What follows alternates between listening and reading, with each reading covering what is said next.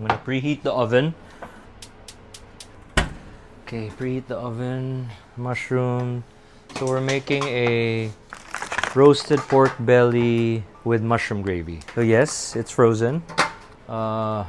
Binubuo ko yung dish habang nag-iisip ako, ano kayang gagawin natin ngayon? Ito yung iniinom ko kanina pa, tonic water.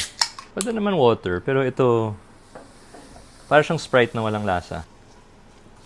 Oo. Nandyan yung sweetness, nandyan yung pagka-soda. Bawang. Lagyan ko ng konting honey. Konting spring onions lang. Actually, lahat na. Soy sauce.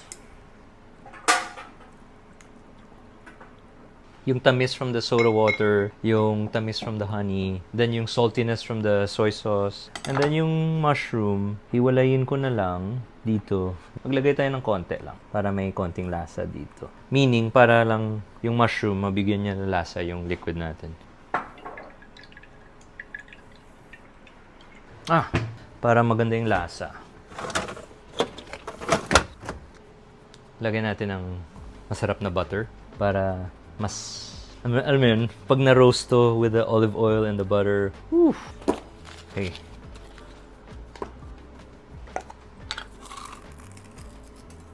Then mamaya ihalo natin to. Again, guys, kung wala kayong time to defrost, you can cook it this way.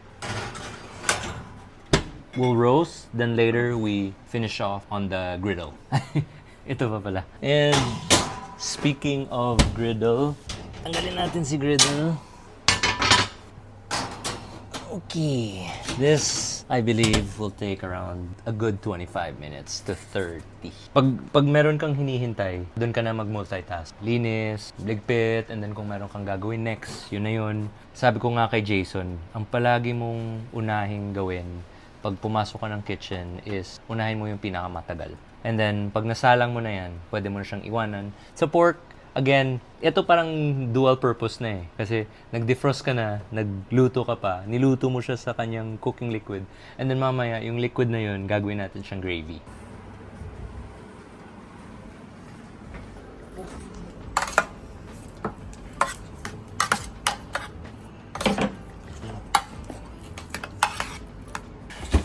Ganito yung tsura niya. Pag nasa grocery kayo, itong bar yung piliin nyo. Then, sabay na natin silipin yung baboy. Ayan o, guys o. Kanina frozen, di ba? Tingnan mo. Ang lambot na siya. Actually, sa dish na to, ito na yung crucial part eh. Yung components ng sauce niya. Which is yung gagawin nating roux. Which is 50% butter, 50% flour.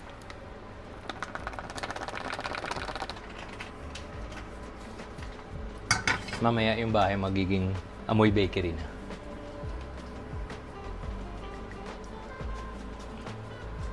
Nutty na siya, no? I mean, yung amoy. Patayin ko yung apoy. Lagay ko yung butter.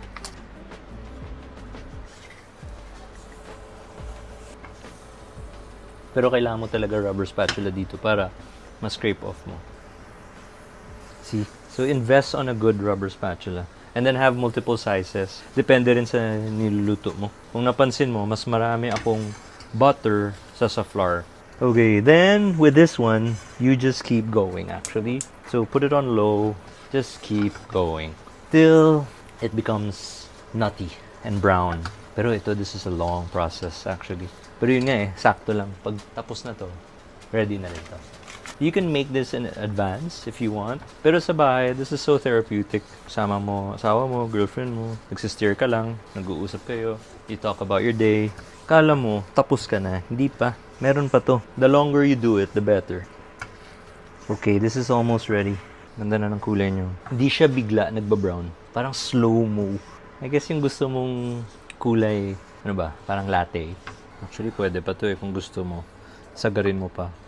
Up to you guys. If you have time, do it. If not, okay. Let's check this out. Uy, yung mushroom pwede na to. Wow, look at that. That's so sinfully good. Oh my god. So ito yung ibig kong sabihin. Oops. Ito yung ibig kong sabihin guys. Oh. Naluto na siya. Pero kulang pa. Another 20. Or 15 even. Masyado matamis. Gusto ko nangunguna yung soy sauce and then yung honey. Okay yung lasa. Ha? Ang gagawin kasi natin is we're gonna fish it out from parang its jus or its cooking liquid and we're gonna finish it off here. Ngayon, yung liquid nito, dadagdag natin dito, dahan-dahan. Or vice versa. I think it should be vice versa. Ito, ito, yung pot na to. Ang size na to, hindi naman to pang sabaw eh. Not unless mag-isa ka lang. So, pang sauce siya. It's a sauce pot or a gravy pot. Turn it on.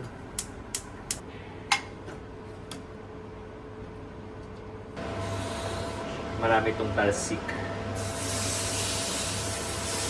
Yan.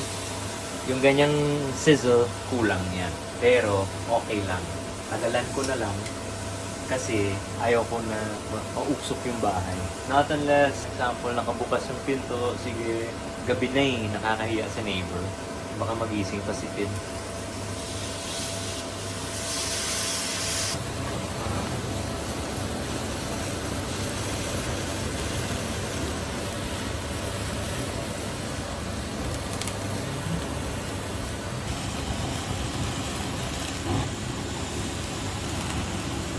Ito yung sauce na to, dahil frozen pork, hindi siya natin skinam. So, nung ininit natin siya dito ulit, umangat lahat niyang scum. So, para lang malinis yung sauce natin, again, get a ladle, tip nyo lang. Alam ko na yun yung mangyayari kanina eh. Di ba pag nagpakulo ka ng baboy or ng manok or any meat, yung unang kulo talaga, di ba, medyo madumi pa. Ngayon, gagawin natin is, hulog mo. Always use a, look at that. Look at the color.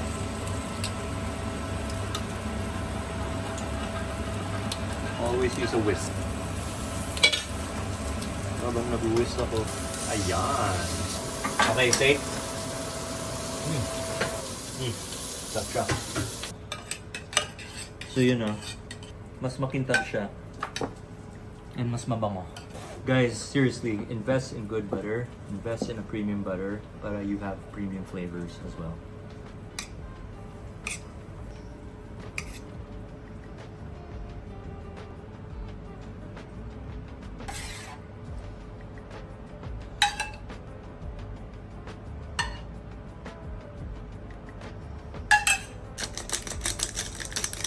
Then, because our sauce is on the sweet side, lumalabas talaga yung honey. Kahit na tinemper ko na siya with soy sauce. So kaya let's finish it off with good sea salt. If you have good ingredients, ayaw mo may sapaw. Kailangan konti lang and then they all complement each other. So yeah, I call it pork belly for tonight with a beautiful gravy. And then, let's give it a try because we all had a long day. Jason, yung kamay niya, tingnan mo. Nagdo-drone na. Ready na. Ako muna, Jason. Sige ba?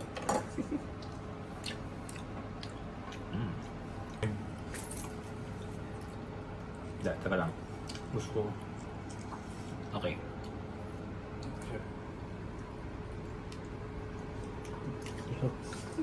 Chai.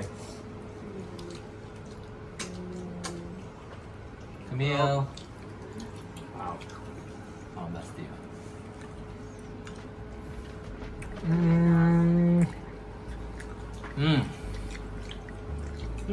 Come. So good. Grabe. Come here.